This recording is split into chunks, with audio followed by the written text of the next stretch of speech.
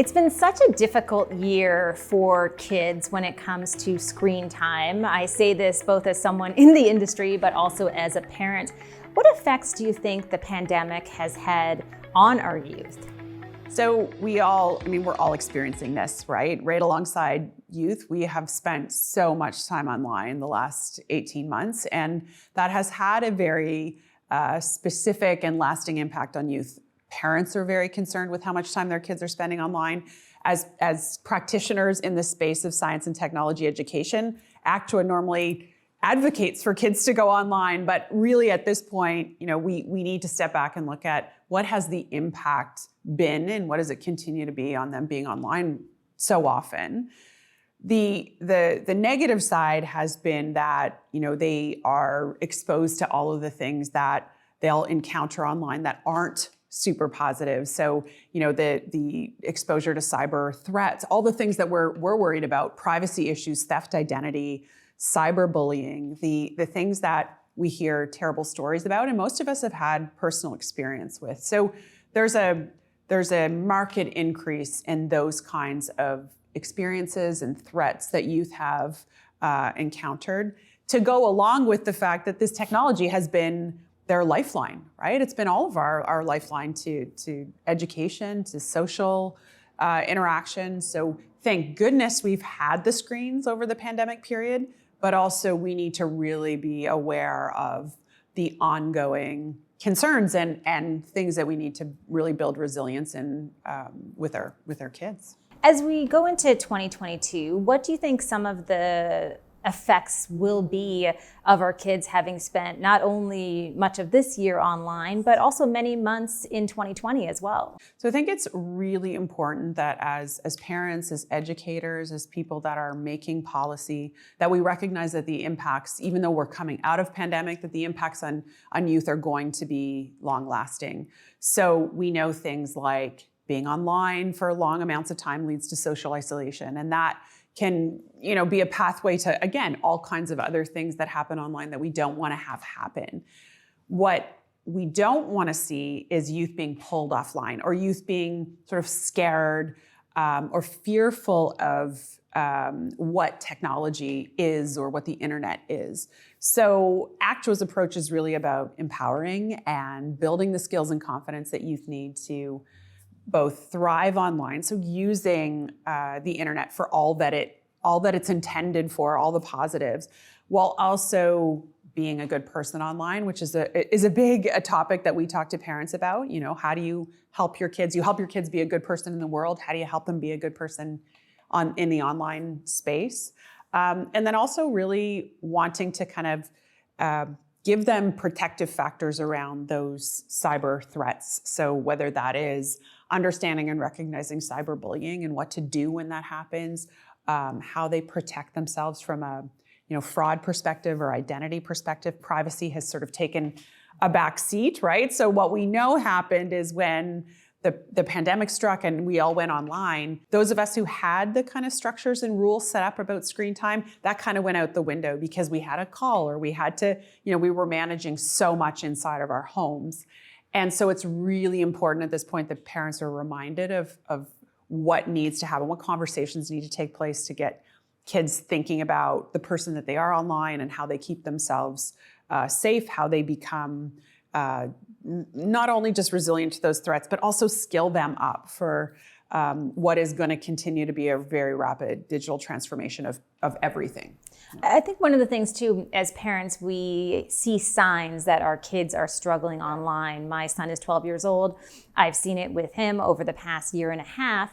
What would you say to parents in terms of what some of those signs may be that maybe online activities are seeping over into a child's physical life and in their real life? And I mean, I'm sure you have had this as a parent as well. It's really noticing changes in behavior. It's how we recognized when they were little, when they were sick, right? They just weren't themselves. So it's really, really important that we have an ongoing conversation with youth about what they're doing online. That's the best way. If we see changes happening, who are you talking to online? What apps are you using? Are there things that you've encountered that have been challenging to you? can I help with anything? Do you have any questions? Like that has to be an ongoing conversation so that when they encounter something that there's a safe place to have that discussion. But I would say really it's about, have they changed behaviors? Are they being more secretive? Do they spend more time on their phone in private or on their device in private than normal? Is there any evidence of sort of dual accounts, or social media is such a tough one to balance, especially for 12-year-old is they're not technically supposed to be on the social platforms, but they are. And how do you create? It's about creating a good foundation when they first start using those that they can kind of carry forward. So that conversation about mental health and how social media impacts mental health is really, really important. I think you're absolutely right. One of the things I always do is make sure my son has the door open when he's doing anything online, and I'm always kind of actively listening to what's happening. What would you say to parents who are struggling with how to guide their children when it comes to online activities? Right. So, the most important thing I've mentioned, which is conversation. So what are you doing online and who are you talking to? And making sure that they know that talking to people online that they don't know in real life is a really big potential issue. And again, it's having this conversation in a way that's empowering instead of sort of threatening. So what could happen if you're talking to someone that, you don't know in real life online? What are some of the things that could go wrong? I like to also encourage parents, instead of what tends to happen is something bad happens on a social platform or in a video game chat room, and the parent just removes the child or removes the app. And that can lead to all kinds of other, negative things, more social isolation or issues with the child, then kind of hiding that from the parent. So what I like to suggest is go in and you make sure, if you want to use different apps and platforms, you have to show me how you're setting the privacy settings, or I help you set them. That you're having some general rules around, like you said, door is open, or like in my house, you can't charge your device in your room at night, because it's just we all know it's so tempting if you get into bed and you're not quite tired, you reach for your phone and you start scrolling, and that's when you can kind of get into, we all know the deep dark hole of what happens online. And the reality is that these are little, they're still little in lots of ways, and their brain development has not yet caught up to being able to critically evaluate how much time, what they're seeing, who they're hearing it from. So the guidance is key. Absolutely. So, parents play one role, but something really well is that educators also play another role.